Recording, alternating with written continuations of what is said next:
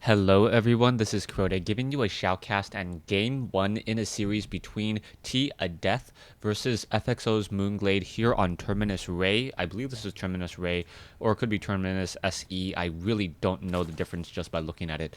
Anyways, we have Adeth spawning as the blue Terran player here at the 3 o'clock position. Meanwhile, we have mOOnGLaDe spawning as the purple Zerg here at the 6 o'clock position. You guys may remember mOOnGLaDe from the Vista LASIK tournament that I casted a couple months back. He was one of the better Australian players out there from the Southeast Asia server, and he just simply dominated. He was such a strong player, really strong macro.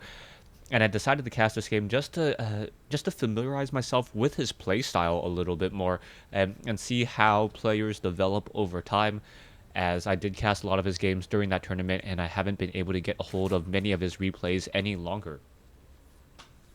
mOOnGLaDe now pretty much looking to perhaps build a fast expansion here. Terminus is a map that you can set up a fast expansion pretty easily as a Zerg. Meanwhile, the Terran player opening up with a supply depot on the front door most likely will go for a barracks here.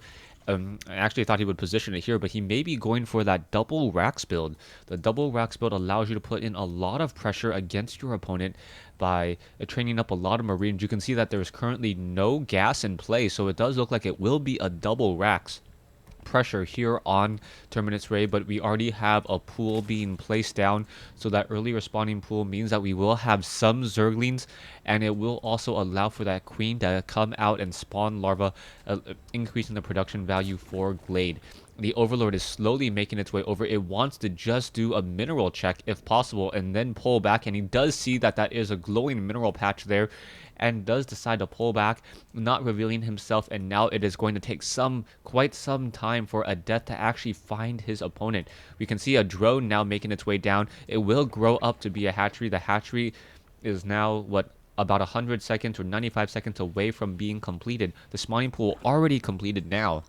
So we should be getting some Zerglings and some Queens in just a moment. You can see that there is a scouting supply pool being placed down, but Adeth, I do not think, saw FXO, as a drone was trying to make its way around and will not find itself there. And now the drone may end up accidentally leading the Marine all the way back home.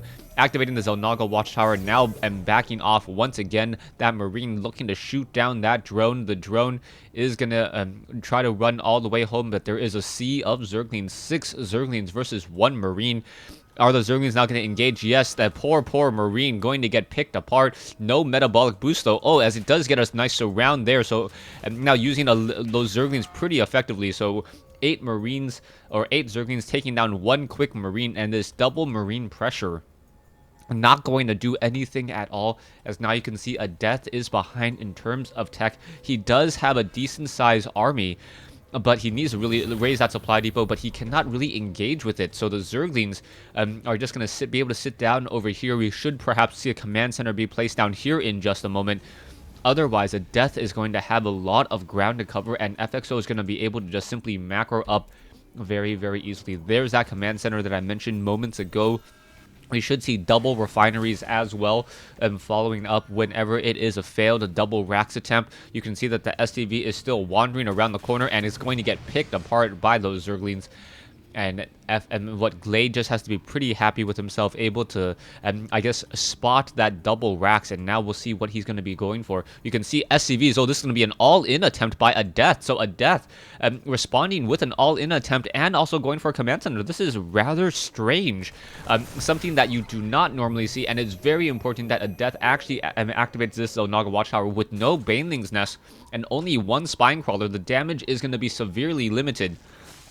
Creep tumors are, or the Baneling's Nest is now coming into play. The creep tumors are slowly starting to spread their way out, and they need to lay down more creep tumors as the Marines and SCVs are now coming in, and it looks like some damage will be dealt. Queens are now trying to battle it out, and it looks like the Marines are going to be pulling back there. The Queens are a little bit too far away as the Zerglings now trying to swarm in along the far side there. A lot of damage is dealt there. The Marines are going to get finished off. A lot of the SCVs were taken down, so this was not a good pressure at all. There is still 4 Marines left, but the Queen will be able to get back onto creep, and Adeth is in a bit of trouble. He does have that second command center. He does have an orbital command. with a second orbital command now coming in, but it is still going to be quite some time before he's catching up in this economic portion of the game. And now 2 more barracks being placed down. It will be a 4 racks play, but the Baneling's Nest is already up as the Zerglings now swarming around against those Marines. Those Marines getting picked off one at a time. The Zerglings, four Zerglings against 5 Marines. Never a good battle there. The Zerglings should be getting that metabolic boost in just a moment. 5 Marines, no combat shield, no stim, only using them in mass numbers to try to put some pressure down. You can see this orbital commands now double training SCVs, 2 barracks still trying to get a very large number of units to come into play as the Zerglings once again push in, and it looks like the Zerglings going to get more damage onto those Marines once again. The Zerglings deciding to back off, and this is all about control now, trying to control the center portion of the map, being able to control whether or not units are coming in transit. The Baneling's Nest is up, no tech to tier 2, no, there is a queen down over here, so the macro should be pretty effective as the Zerglings are looking to see if an expansion is set up. Banelings are now hiding off over here on the side, but the Marines are going to be able to engage, and that's going to be a pretty easy pick-off and kill there, as the Zerglings now trying to swarm around against those Marines. The Banelings should be coming in, and the Banelings will be running in just a moment. The Banelings now deciding to back off. There is no stim, though, so those Marines are not going to be able to deal that much damage against those Banelings, as the Banelings are just simply splitting and taking apart so many of those units. The Zerglings going to be able to finish off all those Marines. Down goes another Marine there, and now I guess starting to poke apart at the command center. And no, the supply depot is currently being picked apart as well. 1 Baneling there. It is not going to have a bust as a bunker is now being placed down. We already have some SCVs coming over to try to repair as well, finishing off this wall in attempt. 2 Marines making all of those poor Zerglings once again back off. But we are going to have a lot of Banelings now, 7 Banelings with 2 more or 3 more now hatching. Zerglings now going to bring up the rear, and oh, this is going to be a problem as the bunker was canceled, and there you go, it is now completely down. Banelings may be able to just splash themselves in the side here, get some damage onto the Marauder. The command center once again going to re-land as the Banelings trying to push their way into the mineral line. If they can at least hit the same group of SCVs, no, why aren't they going after the same group of SCVs? Just splattering there, as now the Zerglings are going to be going after SCVs. So the Zerglings finishing off, getting in the rest of that damage. And wow, so many SCVs destroyed. 23 total worker kills, 15 SCVs versus 18 drones. So Glade really not doing this hatchery really more of a macro hatch than anything else, as he only is sitting on about 18 drones so far. And you can see also a lot of creep tumors being spread out still, trying to make the distances between these 2 bases smaller and smaller. The Banelings are once again going to be pushing their way in. This poor supply depot is going to get taken down, as the Zerglings now once again swarm in and around. The Baneling, purposely splashing themselves right there, getting in a lot of damage onto all of those Marines. The Zerglings once again swarming again.